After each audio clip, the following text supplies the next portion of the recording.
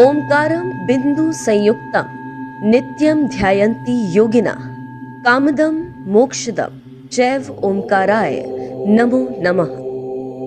इस शिव षडक्षर श्रोतम का अर्थ है जो ओंकार के रूप में हमारे हृदय के केंद्र में रहते हैं, जिस पर योगियों का निरंतर ध्यान रहता है, जो अपने भक्तों की सभी इच्छाओं की पूर्ति करते हैं और मोक्ष प्रदान करते हैं। ऐसे शिव को मेरा नमन है।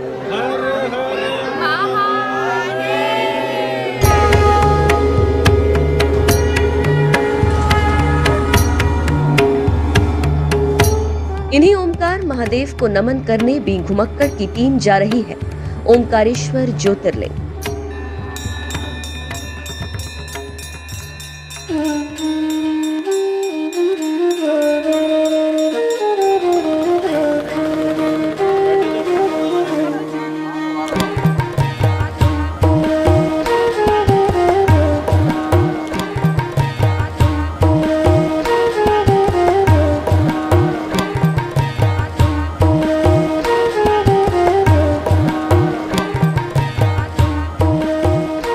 वही ओमकारेश्वर जिनके चरणों से नर्मदा नदी बहती है, वही ओमकारेश्वर जिनके कण कण में अद्भुत अनंत पावनता समाई हुई, वही ओमकारेश्वर जहां रोज रात में महादेव के आने का भरोसा जताया जाता है।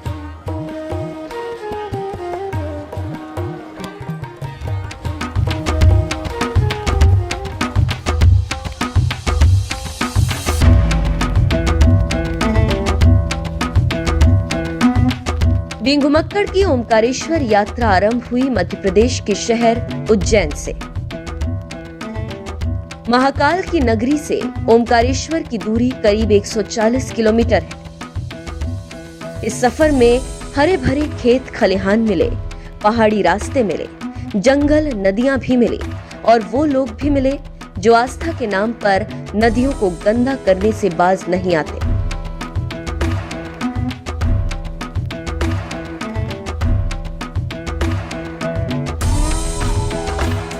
ऐसे नजारों से रूबरू होते हुए बीघुमक्कड़ की यात्रा पहुंच गई ओमकारेश्वर।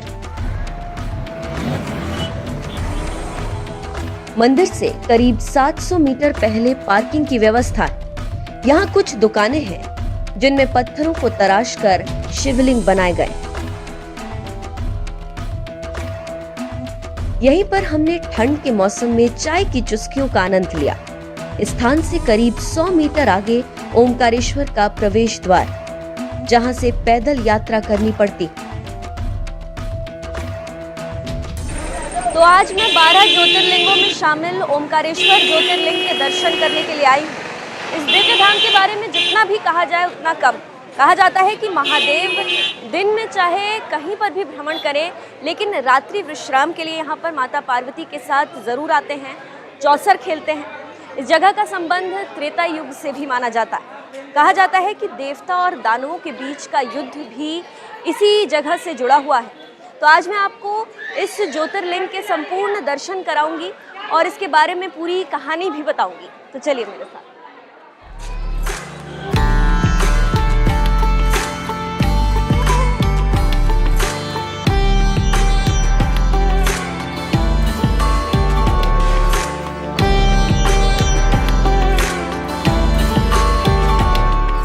पैदल पथ पर दोनों तरफ पूजा सामग्री समेत अनेक प्रकार के रत्नों की दुकानें, साथ ही खेल खिलौने की दुकानों की भरमार। इस पथ पर दूर दूर से आए अलग अलग भाव भंगिमाओं वाले श्रद्धालु दिख जाएंगे।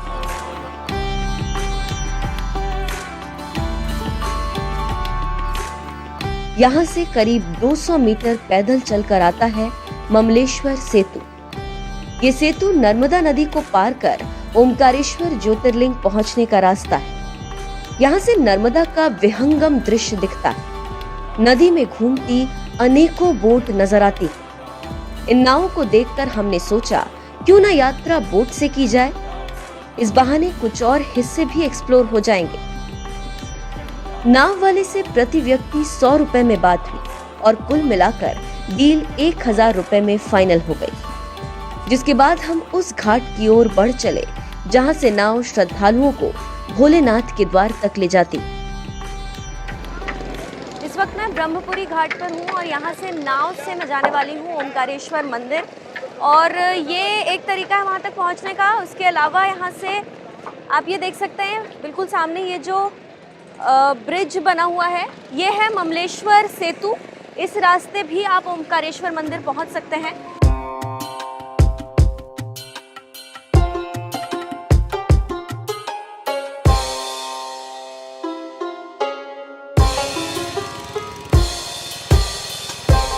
ज्योतिर्लिंग के दर्शनों से पहले नर्मदा का नाविक हमें उस स्थान की ओर ले चला जहां नर्मदा नदी पर बांध बना हुआ है, जहां पर नर्मदा और कावेरी का संगम होता है, जहां से विंध्याचल पर्वतमाला बिल्कुल सामने खड़ी हुई प्रतीत होती है। दोनों नदियों के बीचों बीच एक द्वीप है जिसे मांधाता पर्वत, शिवपुरी द्वीप, मांधाता द्वीप या मांधाता दुर्ग भी कहते हैं। यही परमार राजाओं के बनाए गए किले की दीवार व द्वार। मध्य प्रदेश की जीवन रेखा कही जाने वाली नर्मदा नदी ओमकारेश्वर को छू कर निकलती। ये जो नदी मेरे सामने आप बहती हुई देख रहे हैं, ये गंगा और यमुना की तरह ही पवित्र मानी जाने वाली नर्मदा नदी ही है। और इसके ऊपर ये जो ऊंचाई वाला हिस्सा है, ये विंध्याचल पर्वत का हिस्सा है जो कि ओम के आकार में बना हुआ है। यहाँ से हम ओमकारेश्वर मंदिर का सफ़र तय करेंगे। उससे पहले मैं आपको दिखा देती हूँ, उधर से कावेरी नदी बहकर आ रही है और यहाँ से नर्मदा नदी, और यहाँ बीचों बीच नर्मदा और कावेरी का संगम हो रहा है। बहुत ही खूबसूरत नज़ारा है, बहुत ही पीसफुल है। यहाँ पर आप थोड़ी देर रुक सकते हैं अगर आप ओमकारेश्वर बोट के थ्रू जा रहे हैं। और मेरे बिल्कुल ऑपोजिट साइड यहाँ पर ये ओमकारेश्वर डैम है। बहुत बड़ा डैम है, बहुत ही ह्यूज भव्य दृश्य है यहाँ से ये इस डैम का।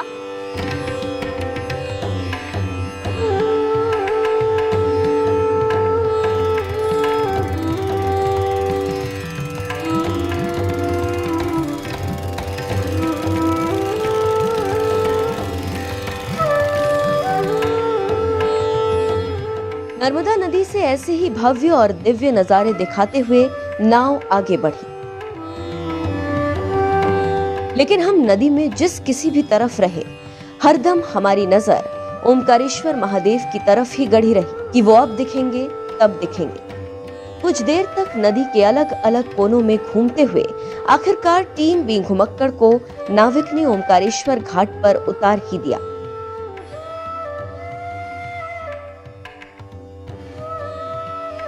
यहाँ से पैदल चलते हुए दोनों तरफ फूल बेचती महिलाएं दिखाई दी, साथ ही प्रसाद की दुकानें भी। इस हिस्से से श्रद्धालुओं और दुकानदारों की भीड़ अचानक आपसे टकराती, क्योंकि अब आप ओमकारेश्वर परिसर में पहुंच चुके होते हैं।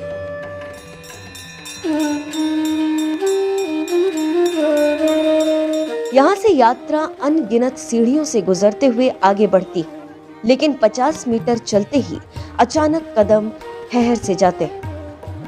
यहाँ नजर आती है एक गुफा। माना जाता है कि 1200 साल पहले आदि गुरु शंकराचार्य के साथ उनके गुरु ने इस स्थान पर तपस्या की थी। बी घुमक्कड़ की टीम इस गुफा के अंदर पहुंची तो देखा अंदर सीमेंट से निर्माण कार्य करवाया गया, साथ ही शंकराचार्य समेत कुछ मूर्तियां स्थापित की गईं। पहाड़ से रिसते पानी की वजह से यहाँ काफी नमी रहती है। कुछ पुराने स्तंभ भी यहाँ नजर आते हैं। अंदर से दाईं तरफ बढ़ने पर गुफा का हिस्सा गहरा होता जाता है। गुफा में आगे जाने का साहस कोई नहीं जुटा पाता। ये गुफा कांची कामकोठी पीठ कांचीपुरम के अधिकार में है। इसके आगे बढ़ने पर कुछ और छोटे बड़े मंदिर मिलते हैं। साथ ही भक्त अब पंक्तियों वाले इलाके में पहुंच जाते हैं। श्रद्धालुओं की भीड़ को काबू में करने के लिए यहाँ से कई कतारों की व्यवस्था की गई। इन कतारों की शुरुआत होते ही सबसे पहले बाहर मिलते हैं सफेद संगमरमर से बने नंदी देवता। इस स्थान पर पहुंचकर लगता है ओमकारेश्वर के गर्भगृह में पहुंच गए। ओम शब्द की उत्पत्ति ब्रह्मा जी के मुख से यहीं से हुई थी और इसी वजह से ओम शब्द का उच्चारण लगभग सभी धार्मिक कार्य में किया जाता है। और ओमकारेश्वर ज्योतिर्लिंग का आकार भी ओम के आकार में ही है, इसीलिए उन्हें ओमकारेश्वर कहा जाता है। माना जाता है कि जब तक श्रद्धालु यहाँ पर सभी तीर्थ के जल नहीं चढ़ा देते तब तक उनकी तीर्थ यात्राएं पूरी नहीं मानी जाती।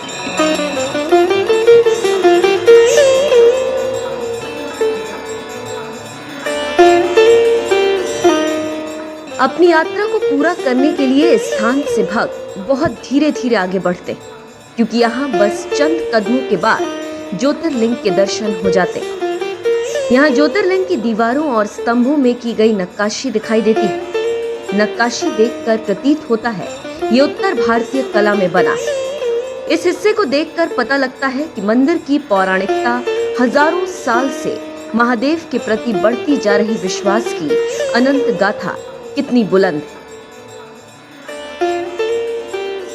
एक कथा के अनुसार सूर्यवंशी राजा मांधाता ने कठोर तपस्या करके महादेव को प्रसन्न किया था, जिस वजह से इस पर्वत शिखर का नाम उनके नाम पर मांधाता रखा गया और इसी वजह से ओमकारेश्वर नगरी का मूल नाम भी मांधाता।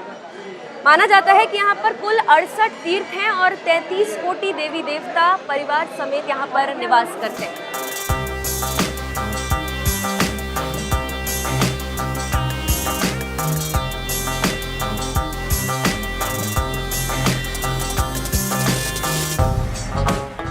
एक कथा के अनुसार मांधाता की तपस्या से खुश होकर शिव यहाँ ज्योतिर्लिंग के रूप में स्थापित हुए। मौजूदा मंदिर का निर्माण किसने और कब किया, इसकी कोई जानकारी नहीं। जबकि मध्य युग की बात करें तो मांधाता ओमकारेश्वर पर धार के परमार, मालवा के सुल्तान, ग्वालियर के सिंधिया जैसे राजाओं का शासन रहा। माना जाता है कि ये स्थान 1894 में अंग्रेजों के अधीन हो गया। इतिहास के झरोखों से अभिभूत होते होते सामने आ जाते हैं ओमकारेश्वर महादेव। इस वक्त मैं मुख्य गर्भगृह के बेहद करीब पहुंच चुकी हूँ। ये ओमकारेश्वर मंदिर का मुख्य गर्भगृह है। यहाँ से अंदर जाकर हम महाकालेश्वर के दर्शन करेंगे, ओमकारेश्वर ज्योतिर्लिंग के दर्शन करेंगे। यहाँ पे दर्शन करने की भी कुछ टाइमिंग्स हैं, जिसके बाद आप अंदर पट बंद हो जाता है तो प्रतिमा नहीं देख पाएंगे और ना ही कोई फूल या बेलपत्र उन पर चढ़ा सकते हैं। आप देख सकते हैं यहाँ पे बहुत भीड़ है लोगों का, यहाँ पे भक्तों का तांता लगा हुआ है जो अंदर इस वक्त दर्शन करने के लिए जा रहे हैं और लाइन लगाकर जा रहे हैं।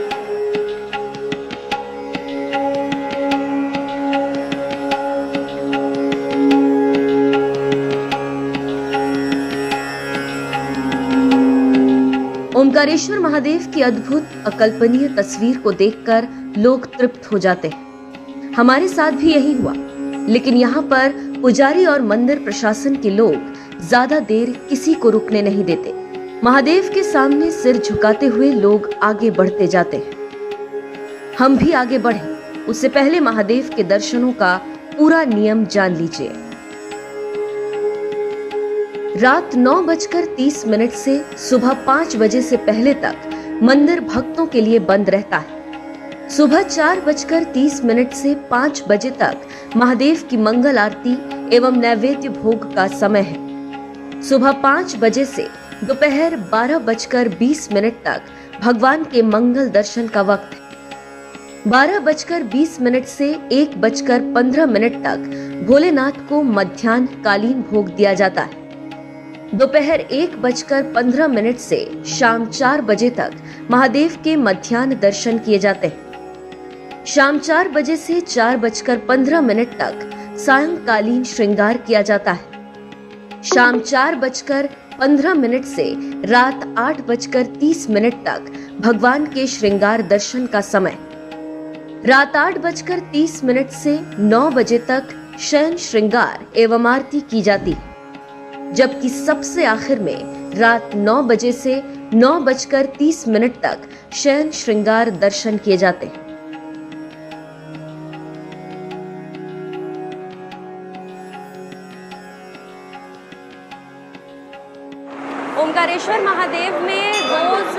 रात की आरती के बाद गर्भगृह के दरवाजे बंद कर दिए जाते हैं। इसी दौरान यहाँ पर चौसर पासे बिछाए जाते हैं, झूला और बिस्तर लगाया जाता है और जब सुबह मंदिर के द्वार खुलते हैं तो सब कुछ बिखरा हुआ मिलता है। महादेव यहाँ पर कब किस रूप में कैसे आते हैं ये किसी को भी नहीं पता चलता।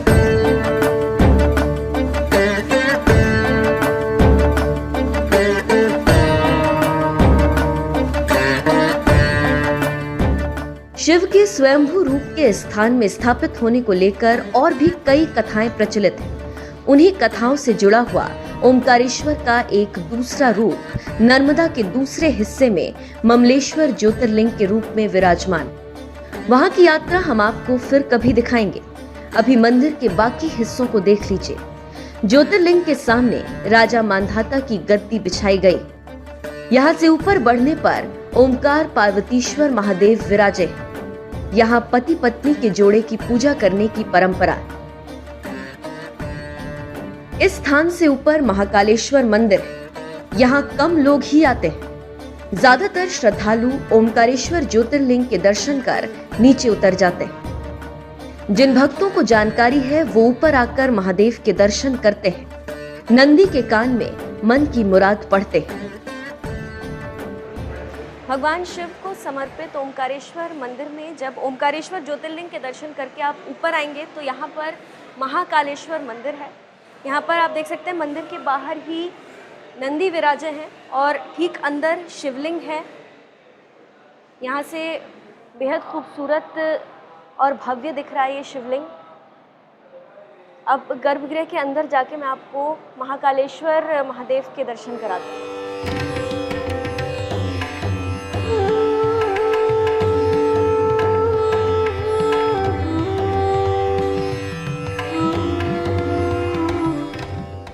इस स्थान पर अक्सर का दृश्य ही अद्भुत है।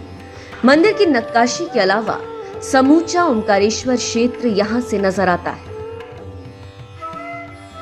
शिव का एक बड़ा त्रिशूल यहाँ सिंबॉलिक रूप में लगाया गया है, जिसके नीचे बैठकर भक्त तस्वीर खिंचवाने से नहीं चूकते। अभी ओमकारेश्वर के दर्शन पूरे नहीं हुए। अब हम आपको उस स्थान पर ले चलते हैं जहां कोई नहीं जा सकता। ये स्थान है मंदिर का सबसे ऊपरी शिखर। इस वक्त मैं ओमकारेश्वर मंदिर के सबसे ऊपरी हिस्से में हूँ और यहाँ से ये मंदिर का शिखर दिख रहा है। ऊपर आप देख सकते हैं त्रिशूल डमरू लगाया हुआ है। यहाँ से नर्मदा नदी बहती हुई सामने दिख रही है और बेहद ही मनोरम दृश्य है सामने नदी और घाट का। इसी दौरान मैं आपको एक बहुत ही रहस्यमयी बात बता दूं। ओमकारेश्वर मंदिर में भोलेनाथ की गुप्त आरती की परंपरा है। कहा जाता है कि आरती के दौरान गर्भगृह में ताले लगा दिए जाते हैं और कोई भी अंदर नहीं जा सकता, सिर्फ मंदिर के पुजारी ही अंदर होते हैं। सीसीटीवी कैमरे से पूरी निगरानी रखी जाती है और उसके बाद ही पुजारी महादेव का विशेष पूजन और आरती करते हैं।